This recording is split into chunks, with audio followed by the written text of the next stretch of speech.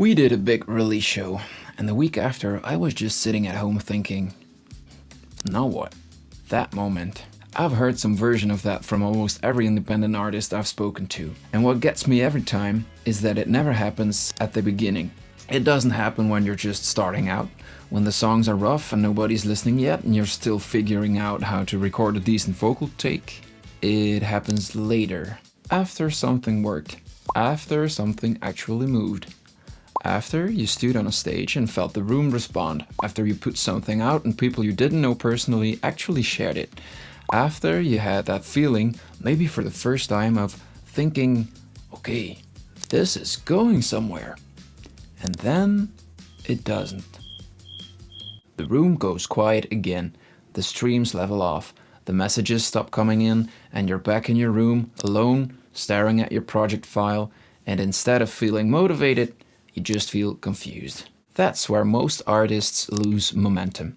Not at the start, not when things are hard and uncertain and nothing is working yet, but right there, in that strange in-between space, after the first real signs of life and before anything feels solid. And I've been thinking a lot about why that happens. Not the surface reason, not I lost motivation or the algorithm changed. No, the actual reason underneath that. That's what this video is about. Before I get into this, I made a free reflection exercise that connects directly to what I'm about to share.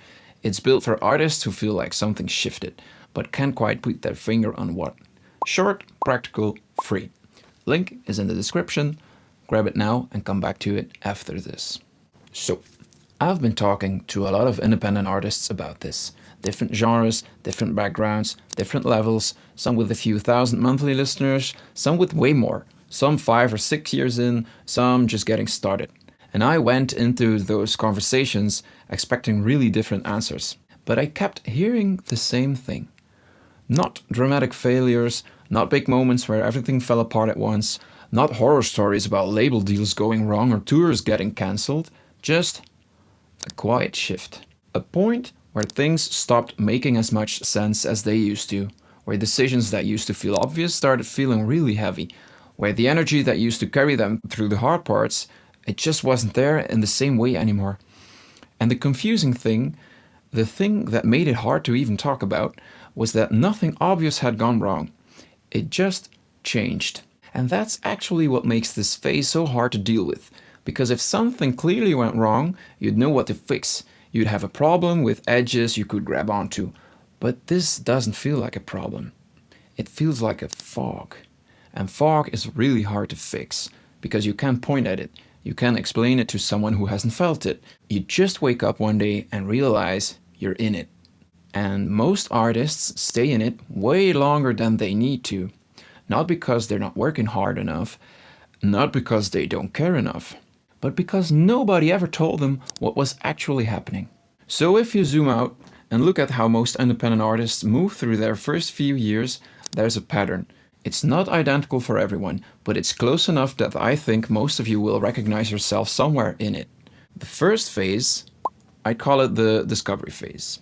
This is the beginning, and honestly, it has kind of a magic to it. Not because it's easy, it's usually not, but because it's alive. You're experimenting, you're finding your sound, you're writing a lot, maybe more than you ever have, because you're not overthinking it yet. You're just following what feels interesting. And what carries you through this phase isn't clarity, it's energy. Pure curiosity. The excitement of not knowing yet, but wanting to find out. You don't know exactly what you're building, but you're pulled forward anyway. And everything still feels possible because nothing is defined yet. Which is actually a beautiful place to be, even if it doesn't feel like it at the time. Then comes the second phase, the momentum phase. Things start to click. You release your first real songs, not just demos, but finished things you're willing to put your name on. You play better shows, you get real reactions, small wins start stacking up. Maybe someone books you for a show that actually feels meaningful. Maybe a track gets shared by someone you've never met. Maybe you just feel, for the first time, this is becoming something real. And this phase feels incredible. And this is important. This is actually the most dangerous phase of all. Not because anything is going wrong, but because it feels like progress, without yet being direction. You're moving forward, but you haven't had to answer the hard questions yet.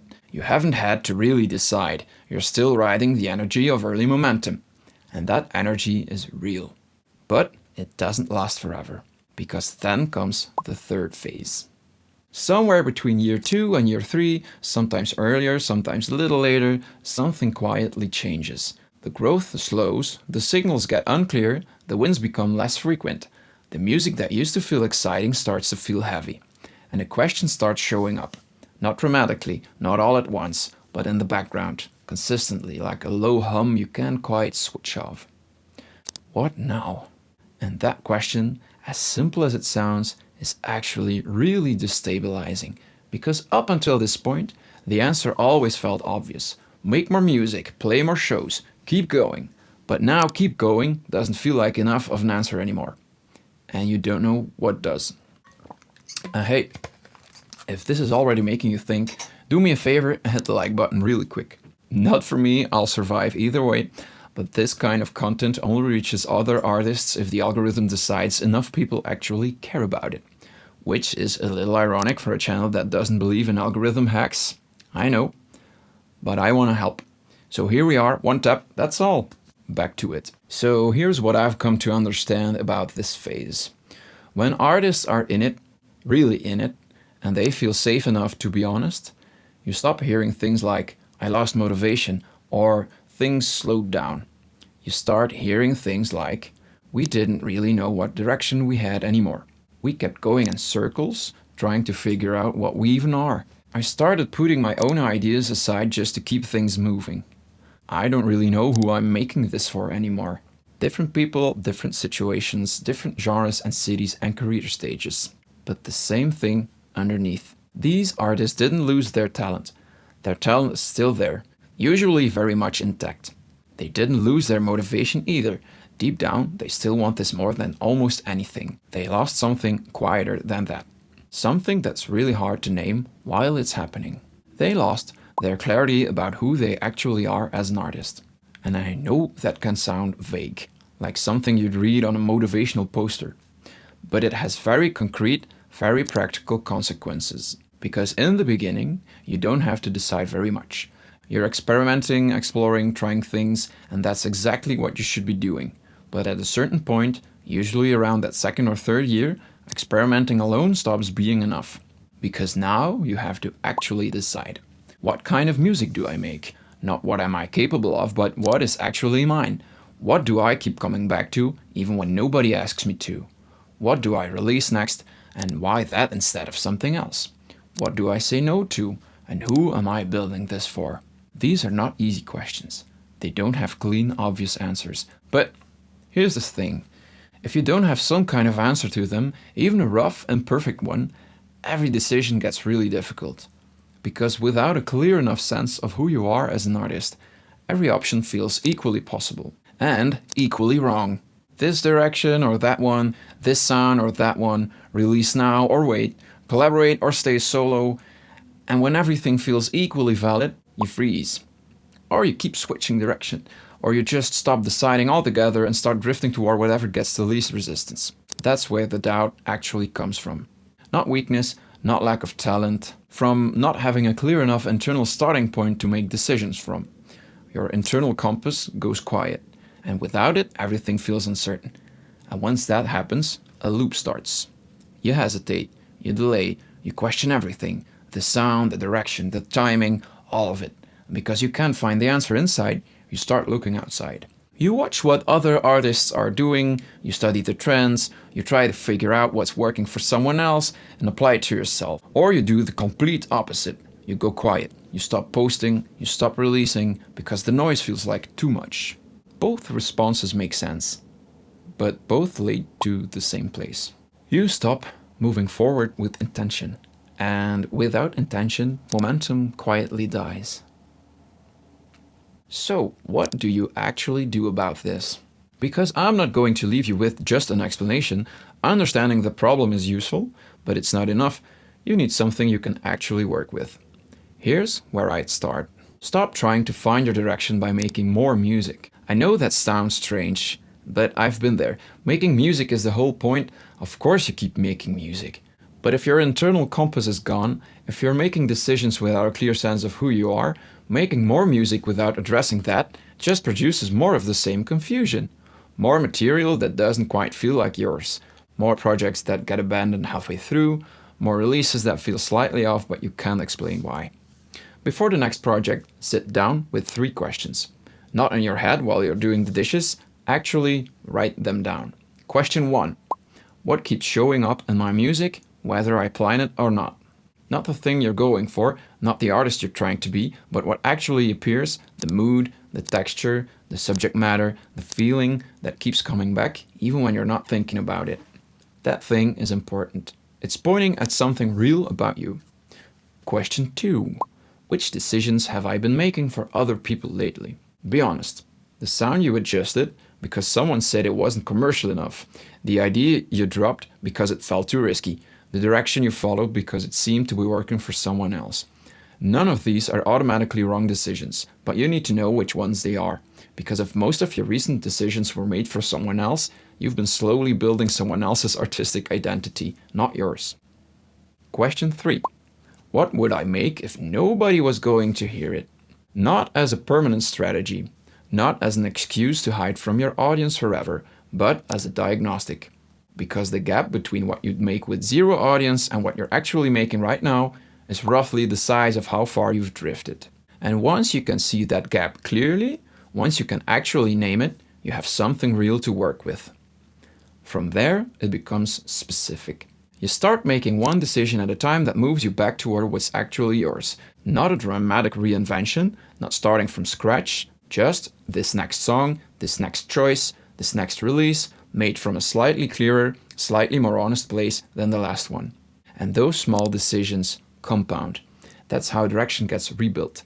Not all at once, but consistently, one real move at a time.